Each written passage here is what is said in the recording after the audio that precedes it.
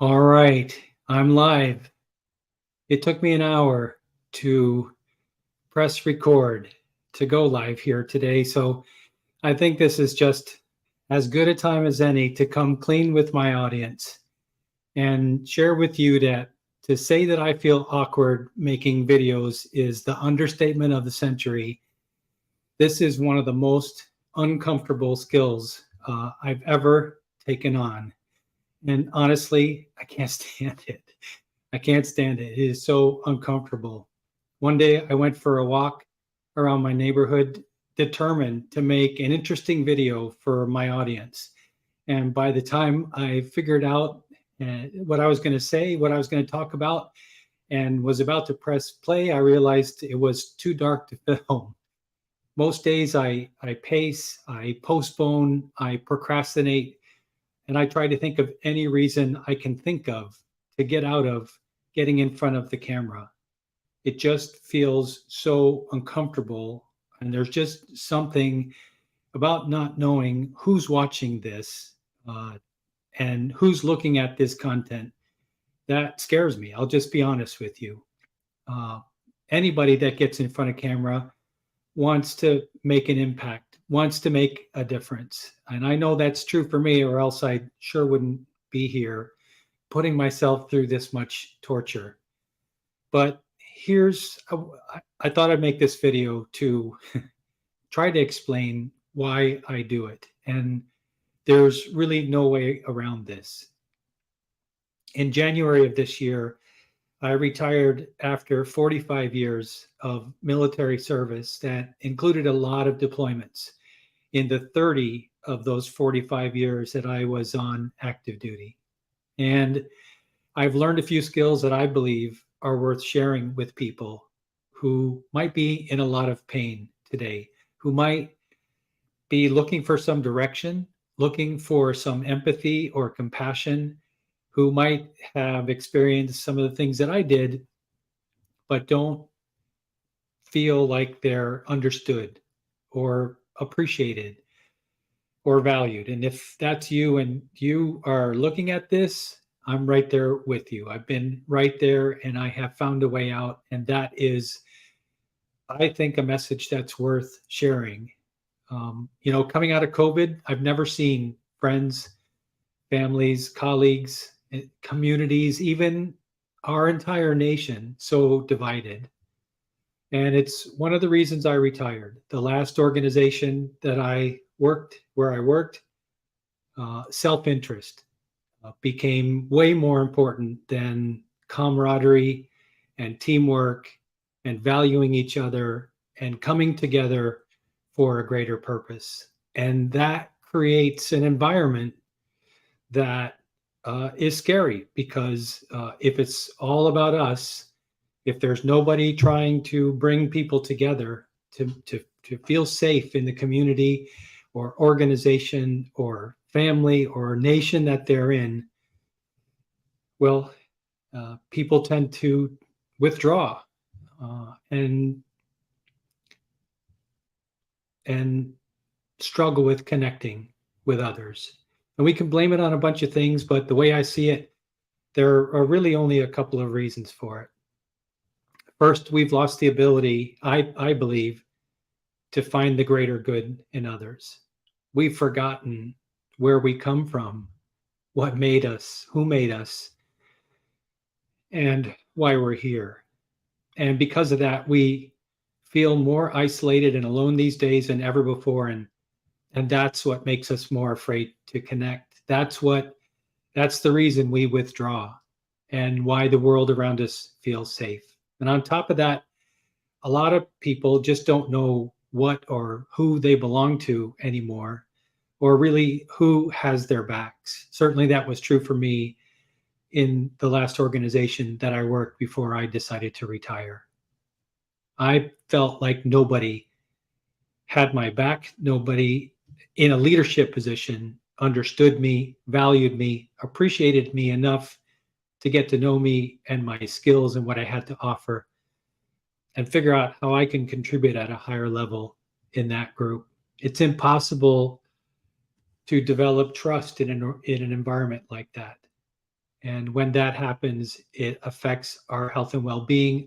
It affects our ability to connect with each other. It affects our ability to feel like we're making a worthwhile contribution.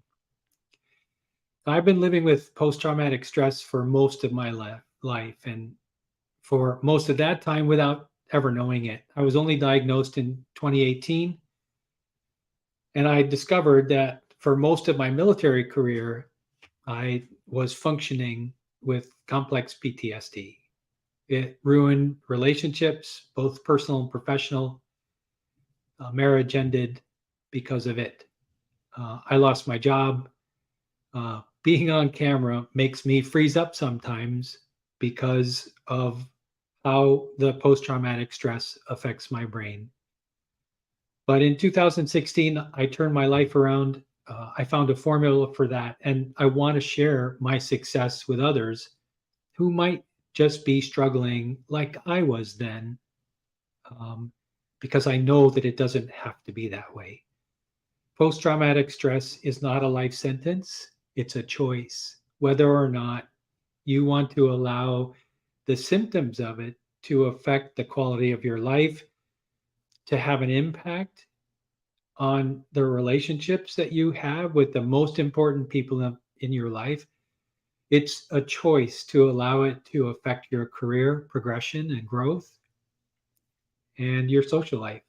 I have an extraordinary life today with my wife and my family. It would be so easy not to work on getting more comfortable on camera, but I remember it wasn't always that way. I remember what it was like to live with the symptoms and the trigger responses that came with my flavor of post traumatic stress, and how good I felt to discover, oh my gosh, I don't have to live with this. There isn't something wrong with me. It's not a personality problem that I have. It's how my brain is wired and what's in my nervous system that I haven't made the time to heal from. So I started that journey. I ran toward my pain, and that was the best decision that I could ever make for myself. And the results that I achieved after many years of going to therapy, but also getting coaching, because I believe therapy is backward facing. It helps you figure out your past, but coaching prepares you for your future. And I wanted to have an extraordinary life free of all of the crap that came with my post traumatic stress. And I've been able to build that life. I've been able to achieve that life. And I remember the way it was. So I decided in January that if I can find the formula for making peace with my past and taking my life to the next level, that's a message worth sharing with others that were where I was, but know that in their heart of hearts, that their life is worth more, that they're here for a bigger reason, that they have more living to do, that they have more to give, that they have more growth to experience and love to experience and to give to others. It's a message that's worth sharing, and it's way more important than being so uncomfortable and being a hot mess on camera. So it's a mission that's worthwhile sharing. And if this resonates with you somehow, I invite you to follow me on this journey. It's okay to laugh at me if I screw up my words or make a goofball out of myself doing it.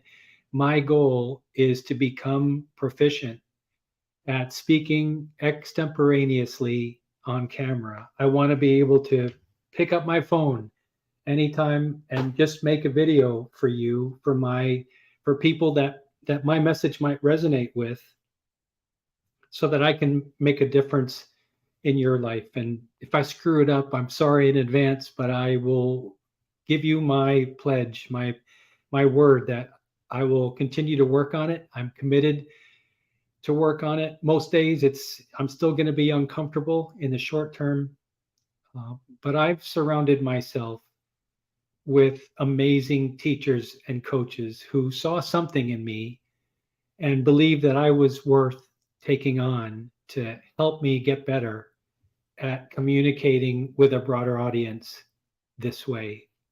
And as I tried to teach my soldiers, especially before we deployed somewhere to do a dangerous or challenging mission, if you believe in your ability to figure things out and honor the struggle of getting there, extraordinary things are possible. And that includes getting your message out about healing and reconnecting with the most important people in our life, because I believe everyone can live an extraordinary life. I'm not anyone special. I just figured out how to do it. And that's a message worth sharing. And I hope you'll join me. Thank you.